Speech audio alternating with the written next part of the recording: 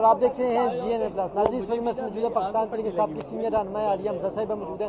इनसे जानते हैं कि इमरान खान साहब ने 4 तारीख को डी चौक की कॉल दे रखी है। इससे पहले भी इमरान खान साहब ने आपकी बड़ी तारीफ भी की है कि आपने पिंडी में मज़ामत की है रीमा खान साहिबा, और आपने आखिरी टाइम तक वहाँ मौजूद रही। 10:30 बजे आप लोग वापस हुए। क्या कहेंगी? एक तो पिंडी वाला एहतजाज में आप लोगों पर FIR, इमरान खान साहब पर भी FIR होगी, क्या कहेंगे इसमें? बिस्मिल्लाहिर्रहमानिर्रहीम, या का नाबुदु व इय्याका नस्तईन। तो ये FIR तो ना अब हमें लगता है रूटीन का हिस्सा लग गई है। जिस दिन FIR ना हो उस दिन कुछ लगता है कुछ कमी हो गई है। अगर FIR हो तो फिर पता लगता है कि वाकई हुकूमत जो है ना अभी तक इंटैक्ट है। ये जो दहशतगर्द खुद बैठे हैं ना हुकूमत में, ये हम पर दहशतगर्दी के मुकदमे करें क्योंकि इन्हें अवाम का डर है। अवाम को दहशतगर्द करार दे के बगावत के मुकदमे कर 780A लगा कर इनको कुछ हासिल नहीं होगा। अब आप वो देखें 80 साल रोशन बीबी को। चले, मैं हमेशा कहती हूँ मैं तो PTI हूँ, मैं तो PTI के साथ हूँ, मेरे लिए तो ये तमगे हैं, लेकिन उन खातून का, रोशन बीबी का क्या कसूर है? या और हमारी में मिलियों AJ केस से ख़वातीन आई हुई थी, उनका क्या कसूर था? अब आम ख़वातीन के ऊपर दहशतगर्दी के मुकदमे करके ना आप उन्हें कमज़ोर नहीं, आप उन्हें बहादुर कर रहे हैं। क्योंकि मैंने अपने लड़कों के, अपने बेटों के, अपने भाइयों के, अपनी ये जो बहनें आई हुई थी इनके जज्बे देखे हैं। ये और जोश व खरोश से कह रही हैं अगला प्रोटेस्ट कब है, हमने उधर जाना है। तो आप क्या कर सके? क्या अचीव आपने किया ना? हमारे लिए तो अब ये नॉर्मल हो गए। हम पहले अगर जाते थे खाना खाने, अब हमें लगता है हम अदालत आते हैं। नाश्ता भी अब हम यही करते हैं। पहले आप लोगों की FIR हमें डराती थी, यानी पहली FIR होने तक एक डर था, उसके बाद तो अब ये नॉर्मल है।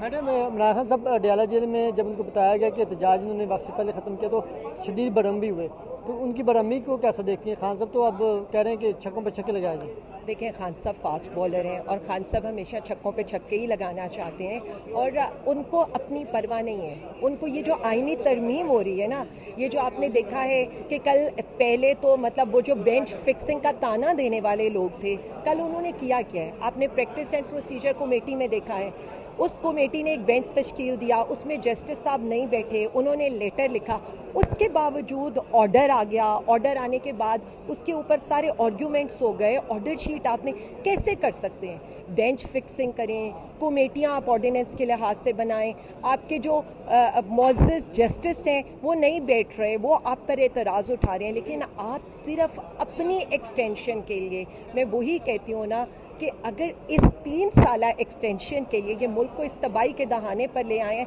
तो फिर जस्टिफाइड है कि जो बलूचिस्तान और KPK में ये लोग करते रहे हैं। मतलब आप ये सोचें, सिर्फ 3 साल की एक्सटेंशन के लिए आप हर कोई इखलाकियात ही नहीं रह गई, कोई चीज़ ही नहीं रह गई, आपके सामने कोई माओ बहनों बेटियों की इज्जत ही नहीं रह गई।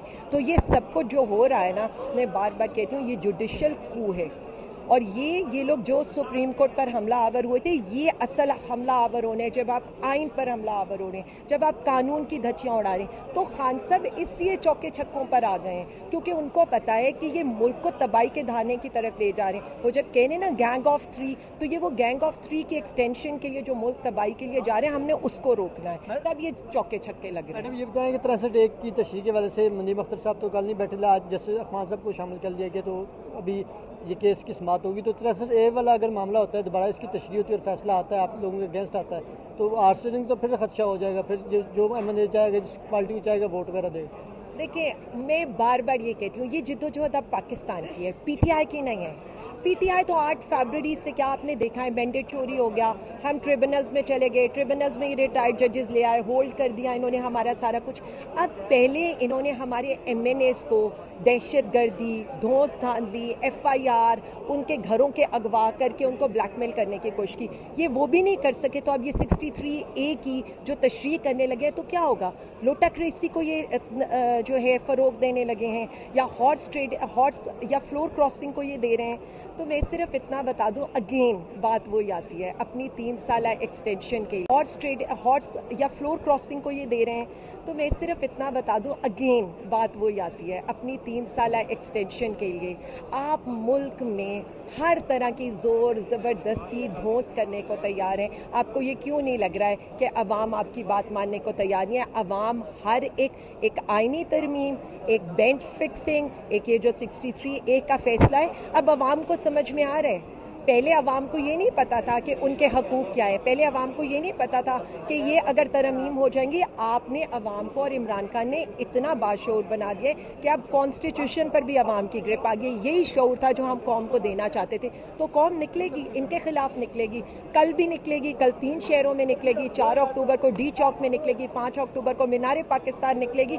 मैं आपको बता दूं, आप ये देखें, ये हमें छोड़ के ना ये अब ये क्या करेंगे, ये भागेंगे। ये जिस तरह इनको लगता है ना ये हमें भगा रहे हैं, मैं बार बार कहती हूँ हम इन्हें भगा रहे हैं। कभी मियाँ वाली, कभी फैसलाबाद, कभी बहावलपुर, कभी डी चौक और कभी मीनार पाकिस्तान। डी चौक के, क्योंकि हमने पहले भी देखा कि ऑलरेडी पाबंदियाँ हैं और पार्टी तो खैर करती रहती हैं। अभी भी हाल ही में हमने देखा बहुत सी मजहबी जमातें भी डी चौक में गई हैं, JUI गई है, TLP वाले गए हैं। PTI को तो लियाकत बाग में नहीं आने दिया, तो डी चौक में कैसे आने दिया? डी चौक तो है ही सारा रेड जोन। क्या तैयारियाँ हैं इस वाले से?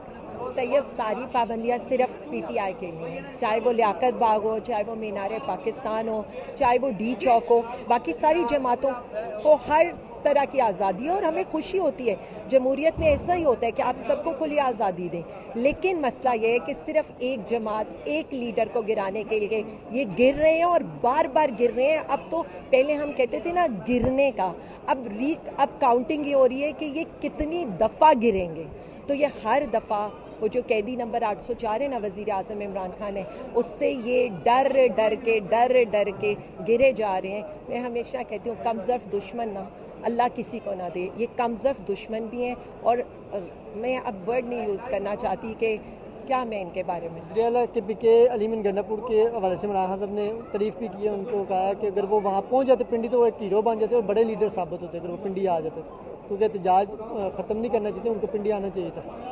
तो इस वजह से क्या कहना? देखिए तैयब, मैं सिर्फ इतना कहूँगी अली अमीन साहब बहुत ज़बरदस्त काम कर रहे हैं। जिस तरह हमारे पठान भाई इनके जबर का मुकाबला कर रहे हैं और जिस तरह से आप ये देख रहे हैं कि पूरी ये जो हुकूमती मशीनरी है, पंजाब हुकूमती मशीनरी, वो सिर्फ एक अली अमीन के ऊपर ही सारी के सारी उनकी गोलाबारी है। इसी से आपको समझ आना चाहिए कि वो उनको कितनी तकलीफ़ देते हैं और उनकी चीज़ें कितने आसमानों तक पहुँचती हैं जो वो अली अमीन के ख़िलाफ़ इस तरह का प्रोपेगेंडा करते हैं। मेरा भाई बहुत बहादुर भाई है, ख़ान के लॉयलिस्ट में से है और वो सिर्फ ये चाहता है कि हमारा लीडर रहा हो लेकिन बांग्लादेश मॉडल या श्रीलंका मॉडल से ना हो।